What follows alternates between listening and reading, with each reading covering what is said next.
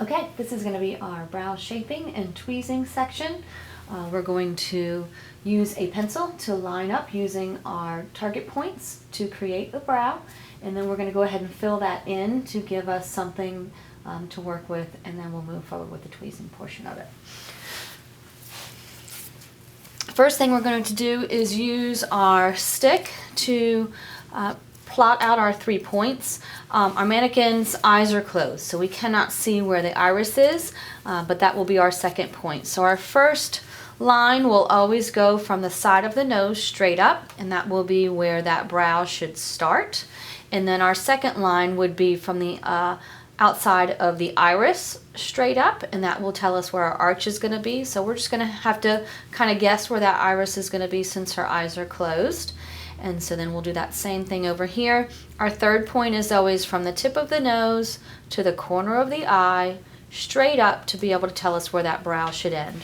Those are your standard brow guidelines. Doesn't mean that every single person will use that standard, but those are the standards that we use as a starting point. If you have a client who is looking for a trend look, that's okay, but it's important to make sure that we let them know as well that if they're looking for a trend, that may not necessarily be something that they want to do for a permanent look. Remember that once a brow hair comes out, it doesn't necessarily mean that it will ever come back. So once we take those out, we can't put them back, and sometimes they don't grow back. So remember to let your client know that as well. There's some trends where they go really far out in here. Back in the 60s, we had a trend that made really, really thin eyebrows. And so when you see those women walking around now, it's because they had over-tweezed or over-waxed those brows when that was a trend, and now they wish they could have a fuller, more natural brow. So you always want to educate the guest about what the natural guidelines for their particular face are, and that way every single brow is not looking exactly the same. If all of us looked the same, it would be boring. So we're going to go back in here and use those points again, and I'm just going to make a mark. So we're going to go straight up here, not on the tip of the nose, but on the outside of the nose. Straight up is going to be our starting point. I'm just going to make a dot right there. And then we're also going to go and do our third point first, since we're guessing about the iris. I'm going to use that and carry that straight over, and I'm going to make a dot there. Then I'm going to pretend like I know where that iris is here, and so we'll go about here and go straight up, and that's where that dot will go. I'm going to do the same thing on the other side. Straight up here. That's where that dot will go. We'll kind of guess on this side. If this is the outside of the iris, that's where that dot will go. And then again, using that one to the corner of the eye, would plot out where that brow would end. And so those are our 3 points. And so for us, once we've made those points, now we're going to look at trying to fill that in. So when you have a new guest, you're going to want to let them know that that's going to be their starting point, and you're actually going to be drawing on them, and that's okay. That's going to be their starting point. This is going to be where their arch is going to be. This is where it's going to end. And so then we can start to draw in a brow that fits that. Just connecting the dots.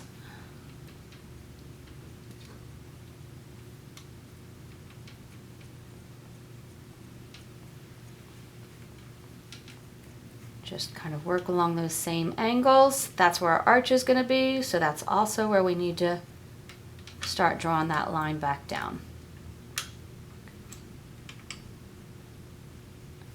And so at that point, you can hand the client the mirror and say, this is kind of the shape that we're looking for. We can definitely carve out some more here, but ultimately that's where our brow arch point is going to be.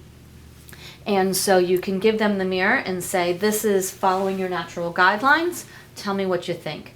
They may say, well, you know what? I really like that when my brow comes in nice and thin in the middle, or I'd really like that to be much thicker than that. And we can work around that as well. You can also do some things where she says she wants it to be much thicker, but she doesn't have hair there. And so all of that is not going to be something that's going to be part of the hair removal process, which is what she made the appointment for, but instead actually part of your brow shaping. And so we're going to do that as well. So if she says, yep, that looks fine, if we can just, you know, kind of work in that direction, I'll go ahead and do the other side.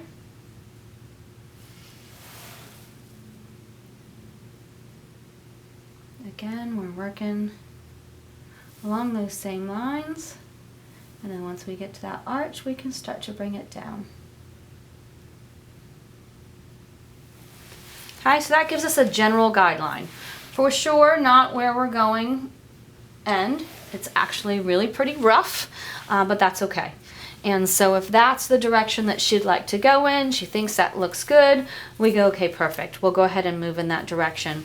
So now what I'm going to do is use this guideline. I'm going to look at those side by side because even just in drawing them, they're not twins. Brows are never twins. We call them family, but not twins. And so we need to make sure that we are treating them as family, but they do want to match. And so just by this, using our little guidelines, I'm looking at these and going, not so much even a little family. So we can go in and kind of use those guidelines, plot that out a little bit, and see where we can go from them. So I'm just going to use a Q-tip here and just start to blur out that line a little bit. So I have some areas that I can use for that shaping, and then we can start for our fill-in.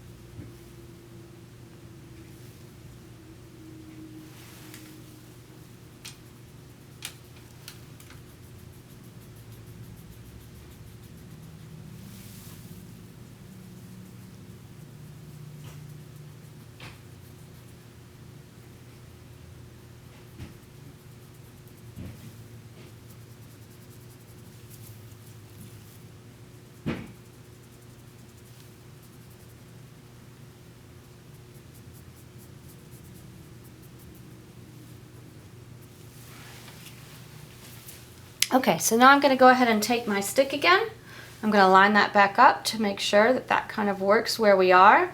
And this one actually is a little further in than we need it to be. So I'm going to make a mark there and remove that area here.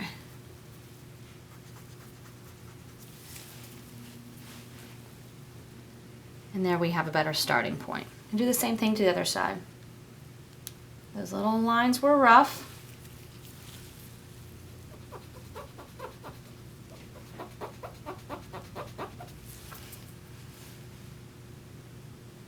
And then we've got a better starting point there.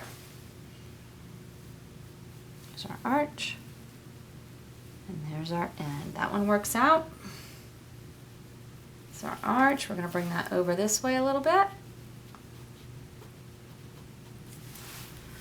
And that's also going to help me start to get that familial feel that I was looking for, that I said we weren't getting initially. So the end point is good as well. I think we'll see just moving that arch over a little tiny bit gives us more of the look that we're going for.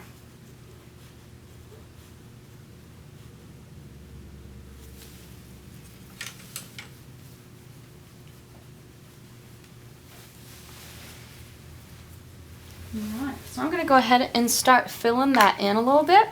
I've got some brown shadow. I'm going to go ahead and scrape that onto my palette.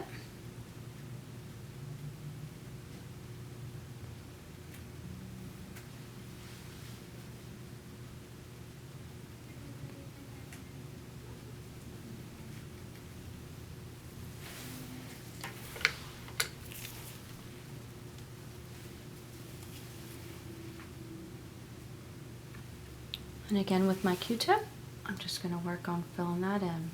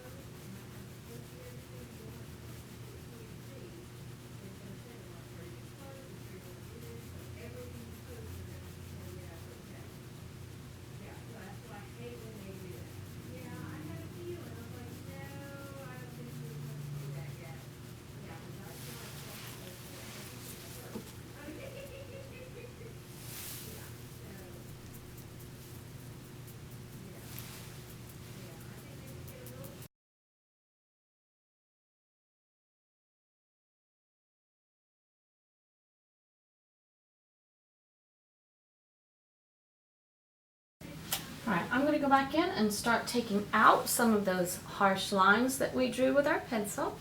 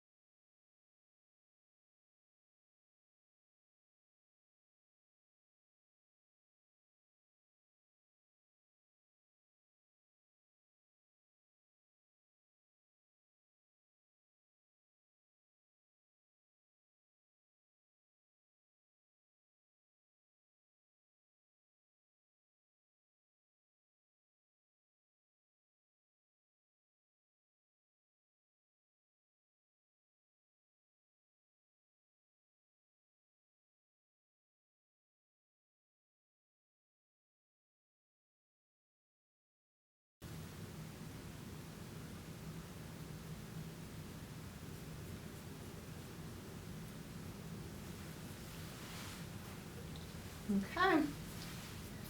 And so just with our Q-tips, which obviously is not a hair stroke by any means. We are creating a basic brow shape. And so we had absolutely nothing on there. Brought in our points. I'll check those points again. We'll go straight up here where we're starting.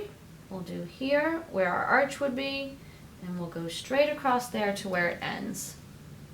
Here to where your starting point, here to where your arch, and here where your brow would end. And so again, when you look at them, they are definitely not twins, but they are family. And so at this point, what we could do is go in and clean up some of those lines. And so if this was your guest, you would also be using those guidelines for your tweezing. And so if that's where you know you've plotted out and your client says, yep, that sounds great. All right, we're gonna go ahead and tweeze out those excesses. And so here we could tweeze out a little more to make that arch a little bit higher. This one we could tweeze out just a couple more in there. When you get to tweezing, 2 or 3 hairs can make a big difference. So don't go trying to make this one look perfect and then come try to match that over here, because if you try and make this one perfect, you will end up without a brow prior to even moving to the next one. So the important part about your tweezing is that you're always going to hold this skin taut. You're going to work between your fingers. And so if I'm working in this direction, I'm going to hold that skin taut. I'm going to place my tweezer as close as I possibly can to the base of that hair where it meets the skin, and I'm going to pull in the direction of the hair growth. Our brows all run up and down, up and down. And so I'm holding the skin taut. I'm going to get that hair in the very base of it where it meets the skin, and I'm going to pull parallel to the skin. I'm going to move over and grab another one, pull parallel to the skin. Another one, parallel to the skin. Another one, parallel to the skin. You never want to come out like this or up like this. We always have to make sure that we're paying attention to the direction of the hair growth and keeping it close. Not this, but this as you move across that brow. We also want to make sure that you are not over grooming on top of the brow. As a woman ages, this skin falls down and toward the lash line. And if we are wanting to promote the appearance of a younger looking eye, we will take out more of this hair underneath. But if you have sculpted that brow from above to where you take that away, then there's less of that for her to take underneath without having that pencil thin brow. And that pencil thin brow will add age to anyone because it shows again that time frame where people were having those extremely thin brows. And so that is not a look that you want to give to an older lady, because it will automatically age her even if she did not over tweeze as a young girl. So don't wax up here unless you have hair that meets the scalp. If your hairline from the scalp kind of grows down in the temple area, then go ahead and disconnect that there. You can, if somebody still wants that sculpted brow look, which was a trend a little bit ago, if they still want that sculpted brow look, what you can do is go in with your concealer afterward and give them that sculpted look with concealer. And then at the same point, because you are also using another product, that's a great time for your retail sales in your spas and salons to be able to say, this is the concealer that I used on you. If you want to create that look at home, it's a great option for you. I'll go ahead and put that on the front counter. So that's your sculpted brow shaping along with your tweezing.